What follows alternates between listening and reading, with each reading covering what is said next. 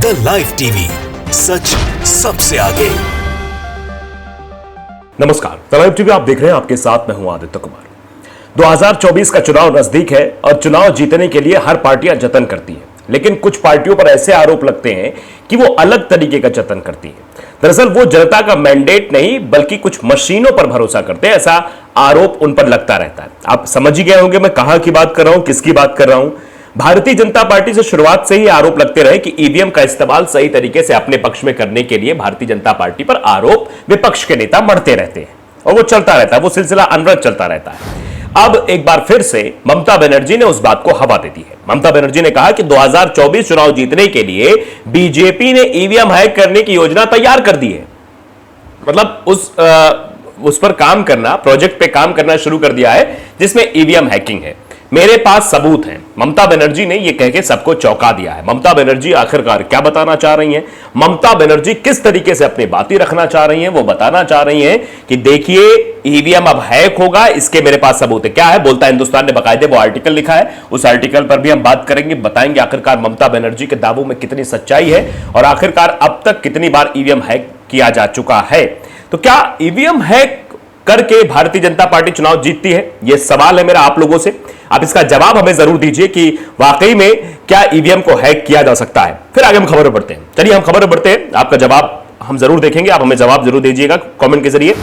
बोलता हिंदुस्तान ने आर्टिकल लिखा है जिसमें लिखा है कि बीजेपी ने ईवीएम हैक करने की तैयारी अभी से शुरू कर दी है। मेरे पास सबूत है। यह बात ममता बनर्जी के द्वारा कही जा रही है। बंगाल की मुख्यमंत्री ममता बनर्जी ने गुरुवार को मोदी सरकार पर आरोप लगाते हुए कहा है, भाजपा 2024 का चुनाव जीतने के लिए इलेक्ट्रॉनिक वोटिंग मशीन यानी कि ईवीएम को हैक करा सकती है, उसका इस्तेमाल कर सकती है। यह ममता बनर्जी का आरोप है। आगे भी ममता बनर्जी कहती हैं कि उनके पास सबूत भी हैं, भाजपा ऐसा करने की कोशिश कर रही है, कि भाजपा इस तरीके का षड्यंत्र रचने की कोशिश कर रही है, इस तरीके की चीजें करने की कोशिश कर रही है। देश में जैसे ही चुनाव नजदीक आते हैं तो इलेक्ट्रॉनिक वोटिंग मशीन यानी कि ईवीएम को हैक करने की बात तेज होने लगती है। विपक्ष हमेशा से सरकार पर ईवीएम के साथ छेड़छाड़ करने का आरोप लगाता रहता है। हालांकि सरकार हमेशा इस बात को नजरअंदाज करती रही है। दिल्ली के मुख्यमंत्री अरविंद केजरीवाल भी मोदी सरकार पर ईवीएम हैक करने का आरोप लगाते रहे हैं। इस बार ममता ने भी यह आरोप लगाया है। ममता बनर्जी ने इस बार भी आरोप लगाया कि ऐसे हो सकता है। ममता बनर्जी ने कहा कि गठबंधन इंडिया की बैठक में सभी दल इस मुद्दे पर बात करेंगे, क्योंकि भाजपा ने 2024 का लोकसभा चुनाव के लिए अपनी योजना भी बनानी शुरू कर दी है। भाजपा के लोग ईवीएम के साथ छेड़छाड़ कर रहे हैं, हमने ऐसा सुना है, हमें इसके सबूत मिले हैं।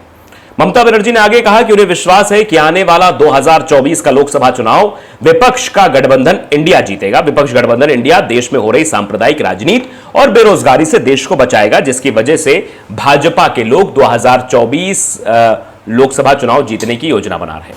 तो आप अंदाजा लगा सकते हैं, ममता बनर्जी ने सीधे तौर पर यह आरोप लगा दिया है कि भैया ईवीएम को हैक करने की योजना बनाई जाने लगी है। तो क्या अब चुनाव ईवीएम के भरोसे होगा? क्योंकि बैलेट पेपर की मांग बड़े दिनों से उठ रही है कि बैलेट पेपर से मांग करानी चाहिए। हर चुनाव के पहले और चुनाव के बाद ईवीएम सवालों के घेरे में आ जाती है। ये सवाल भारतीय जनता पार्टी के ऊपर उठाए जाते हैं और ईवीएम के ऊपर उठाए जाते हैं। विपक्ष के नेता इस तरीके का सवाल उठाते हैं और ममता बनर्जी ने यह कह के एक नई बहस को जन्म दे दिया है कि अब बीजेपी इस काम पर लग चुकी है। बीजेपी मतलब ये सब करा रही है, मतलब ईवीएम हैक करा रही है। तो इस चीज को लेकर लोगों के रिएक्शन सामने आ रहे हैं। कॉस्मॉस माइंड लिखते हैं कि बैलेट पेपर से चुनाव होने पर संविधान, लोकतंत्र, कानून विरोधियों को 10 सीट भी नहीं मिलेगी। यह तो ईवीएम है जिसको सेटिंग करके चुनाव जीतकर सभी सत्ता, शक्ति, संपत्ति पर अवैध कब्जा किया हुआ है। कब्जा करके भारत को ही सर्वनाश कर रहा है। इस बात को समझना होगा और संवैधानिक क्रांति से भारत को बचाना होगा। मतलब एक संवैधानिक क्रांति की भी लोग बात कर रहे हैं। मीरा एंड के राम लिखते हैं कि पोलिंग के दिन इंटरनेट बंद रखें। पहले जब इंटरनेट नहीं था तो भी चुनाव होते थे। यानी ये बताने की कोशिश कर रही है कि इंटरनेट के थ्रू जो है वो हैक किया जाता है ईवीएम। मतलब उसमें कोई चिप ऐसी लगी रही होती, कुछ भी होता होगा। अब ये हम एग्जैक्टली तो नहीं कह सकते, लेकिन ये जो लोगों का रिएक्शन आ रहा है, कुछ इसमें बताते हैं कि इंटरनेट अगर बंद कर दिया जाए उस इलाके में तो हो सकता है, संभव हो सकता है।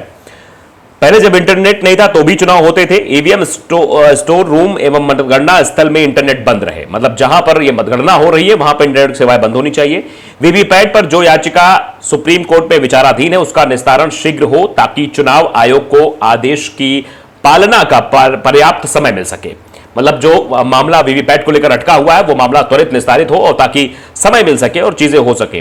तो ये आप अंदाजा लगा सकते हैं। वरुण कुमार पांडे लिखते हैं कि इसको दूसरे तरह से आप ऐसे समझ सकते हैं कि 2024 की हार का आकलन ये कर चुके हैं। मतलब ये आरोप भी सीधे तौर पर लगाए जा रहे हैं, मतलब चीजें कही भी जा रही हैं कि इसलिए बहाने अभी से बनाने हैं। मतलब ये उस टाइप वाले लोग हैं जब समझ सकते हैं कि उनके पक्षधर लोग जो है वो कह रहे हैं प्रारंभ कर दिए ताकि उस समय लोगों को यही सत्य लगे और इनके पास बोलने का मौका भी रहे कि हमने तो पहले ही कहा था कि ईवीएम हैक होने वाला है।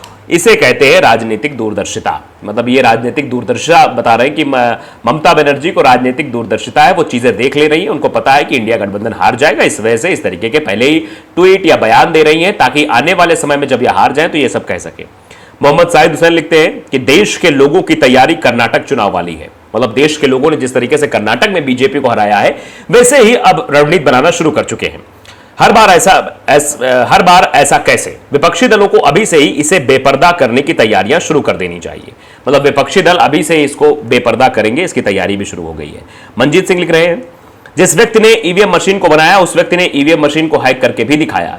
ईवीएम मशीन को बैन कर देना चाहिए। आप सभी से निवेदन करता हूं जितने भी देशवासी हैं 2024 में बैलेट पेपर से इलेक्शन हो, इस बात की अपील करें। मतलब लोग कह रहे हैं कि बैलेट पेपर से चुनाव होना चाहिए। ईवीएम विश्वसनीयता नहीं बना पा रही है, वो विश्वसनीय नहीं है। माई हाउस कंस्ट्रक्शन लिख रहे हैं कि ईवीएम को लेकर सभी को सुप्रीम कोर्ट जाना चाहिए। अभी भी वक्त है, गो फास्ट। मतलब अभी भी समय है, अभी आप जल्दी से भागो और देखो क्या होना चाहिए। ईवीएम पे सबको संभल कर रहना चाहिए। ईवीएम के खिलाफ जो है सुप्रीम कोर्ट में याचिका डालनी चाहिए। समीर लिख रहे हैं कि दावा करो, सुप्रीम कोर्ट में दाखिल करो और देश को इनका झूठ सामने लाओ। आज इंसाफ हो जाने दो, सुप्रीम कोर्ट भी न्याय कर रहा है।